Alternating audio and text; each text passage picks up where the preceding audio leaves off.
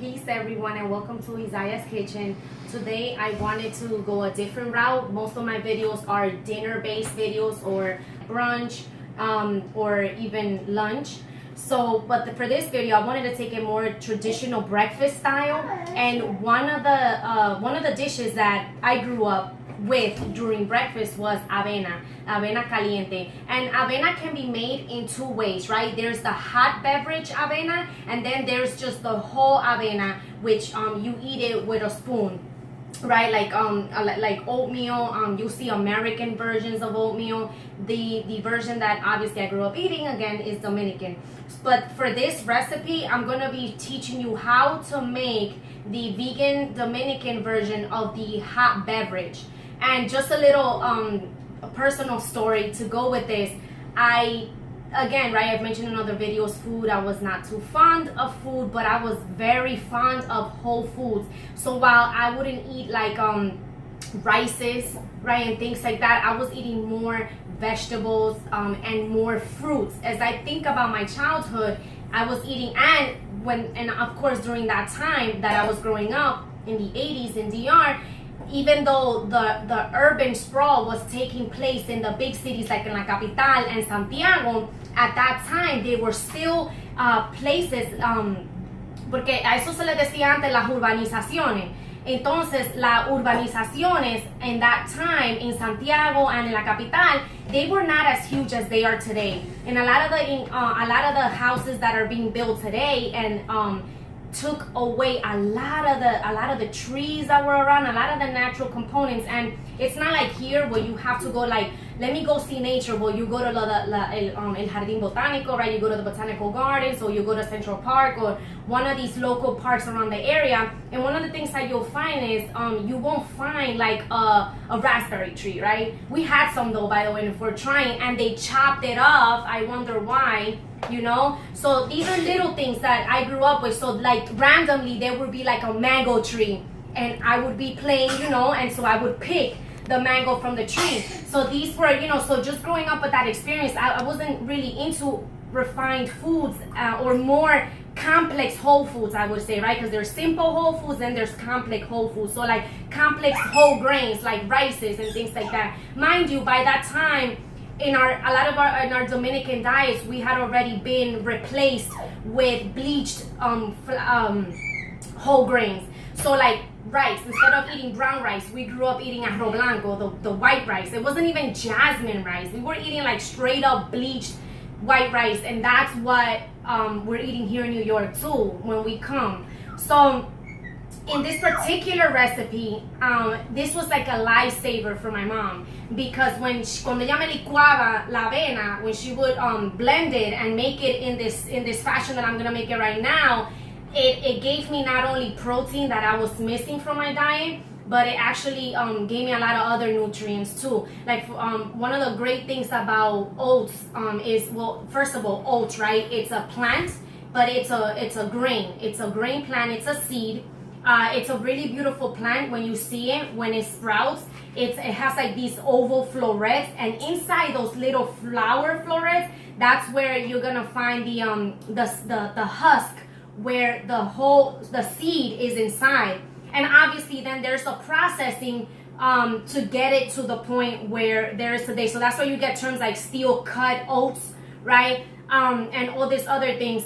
But again, right, do your research on how your oats get cut, because you don't want them to be too refined by the time that you get them. You want them to be as whole as possible, but obviously you also want to get them where it's ingestible by the body, right?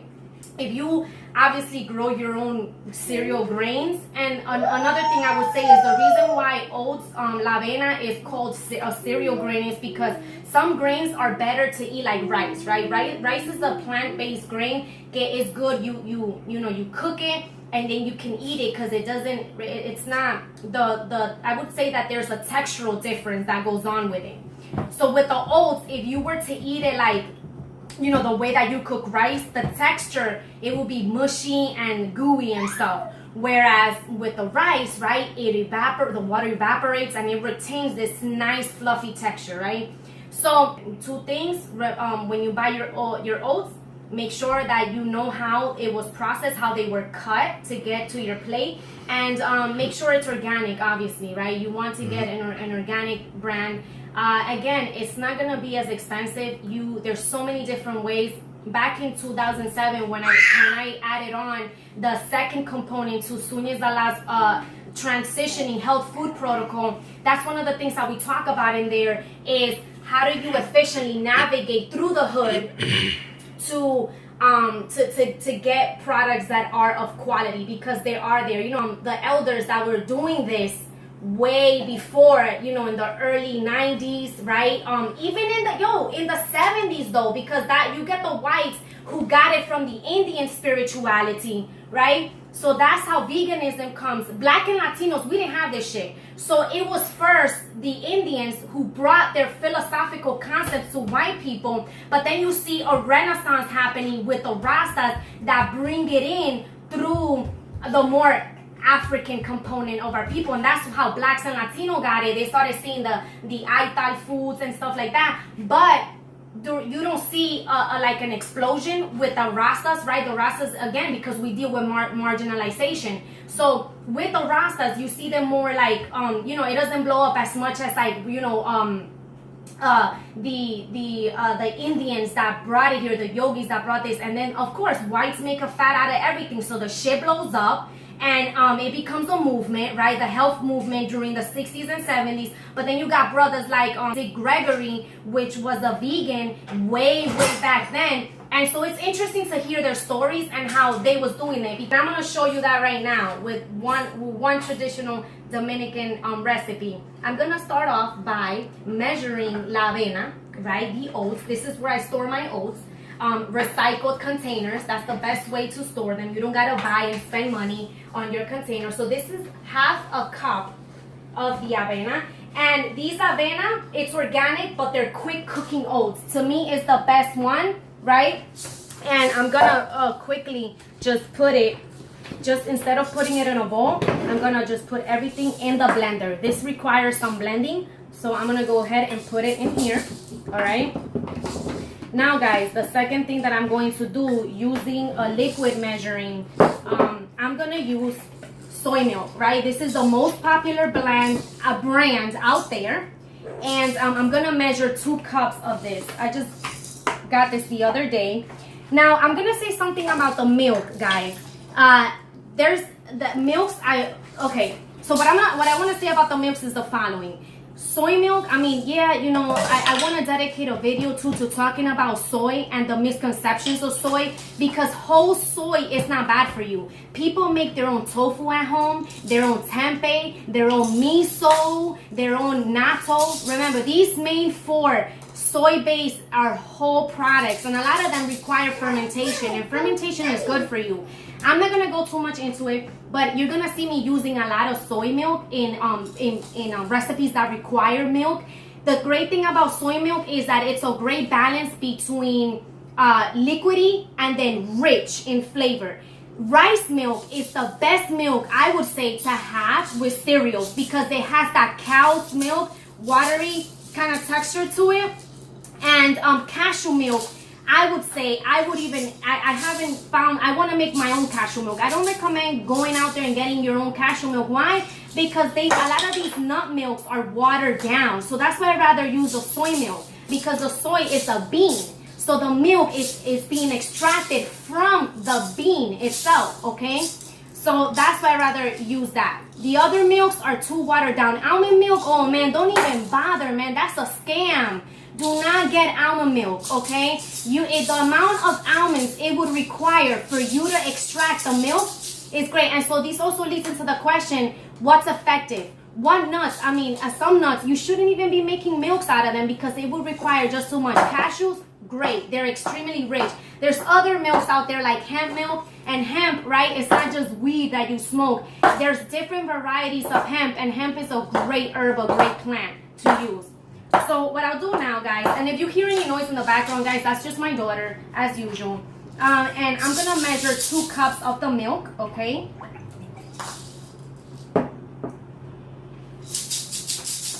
Okay, guys, and I'm going to go and insert it in here, all right? And the next thing I will do is we need water for this too, equal amounts of water. So I'm also going to use 2 cups, measure 2 cups of water, okay, and put it into the blender, all right? Now, what I'll do next is I'm gonna close it with the lid and I'm gonna bring it over to blend, okay? This is a very old school blender, mind you. It's not those high class blenders where, you know, you got the little things there and everything. All right, I'm gonna go ahead and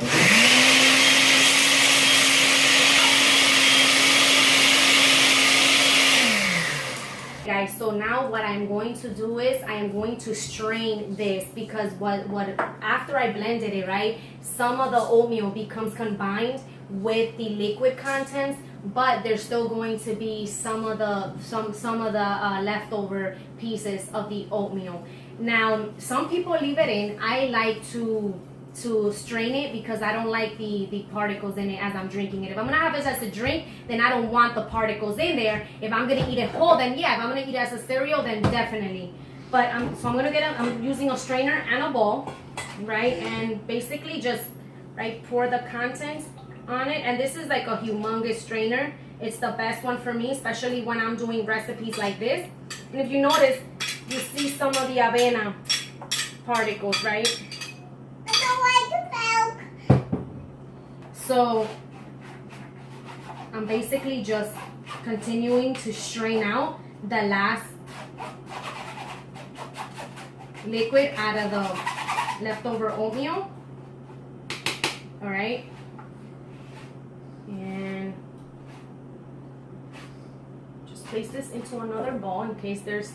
And so this is what I'm left over, okay guys? The blended concoction that I'm going to place into a heated, this is a small to medium saucepan. So I'm gonna just enter the ingredients there. It's already hot, that's why you're listening to that sizzle, right? So I'm placing that there, and I'm adding a couple of great spices. I am going to add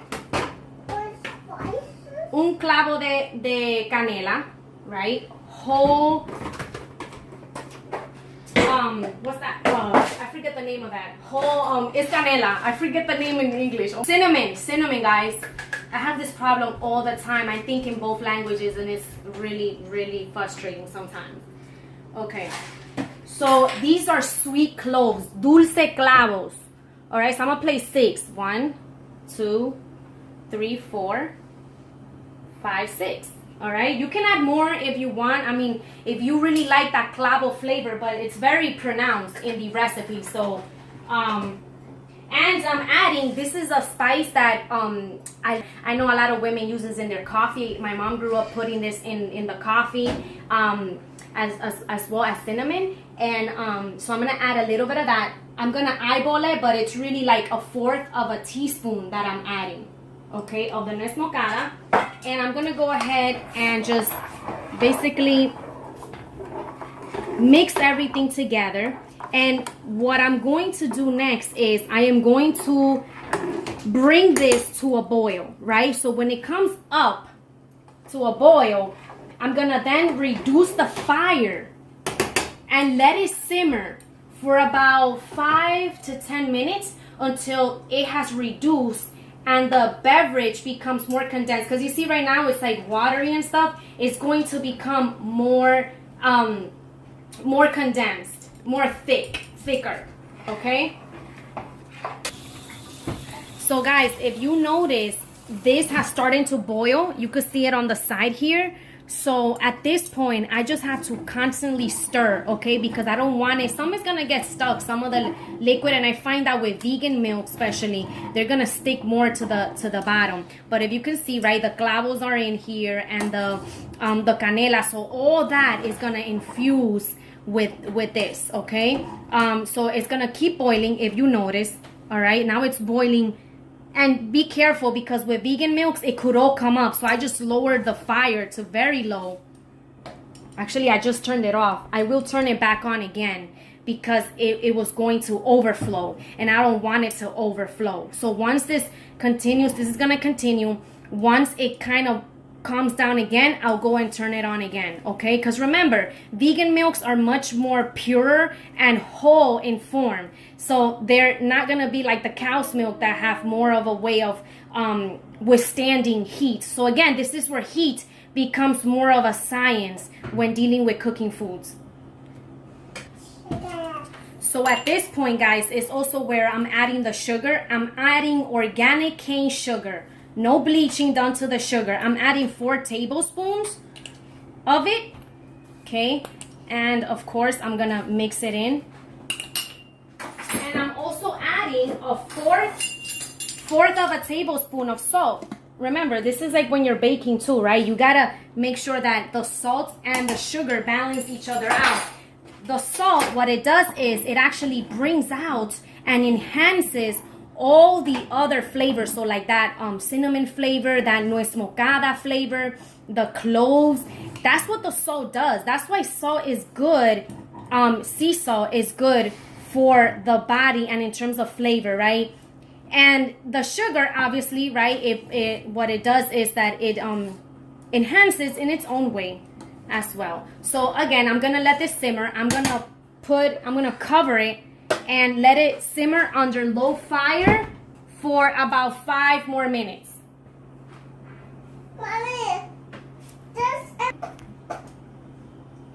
all right, so this is about done, guys. If you notice, right, the original amount was up here and now it's down here.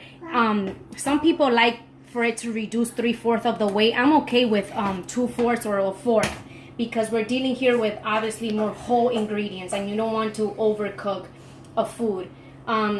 So I'm just gonna move this around before I pour it onto a cup. Okay. And you don't have to use a strainer or anything. If some of the cloves or the whole cinnamon falls in there, don't worry about it. So I'm gonna take the pot and I'm gonna pour it onto like a tea mug. Okay.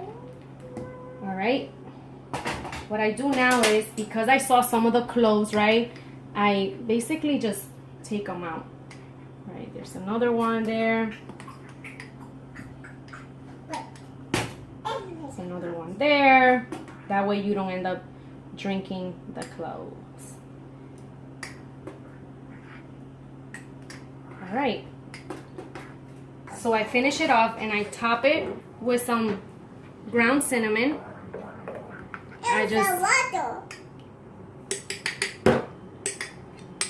And I hope it's not too hot. I don't burn myself, but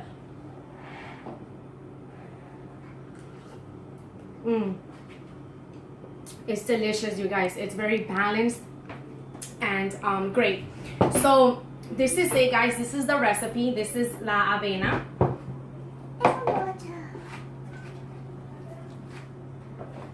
Hey guys, I've been drinking the drink and I just wanted to kind of show you, if you look at it now, right, it's had a chance to warm up a little bit, and look, you see how it's way thicker than when I first showed you. That's the result that you want.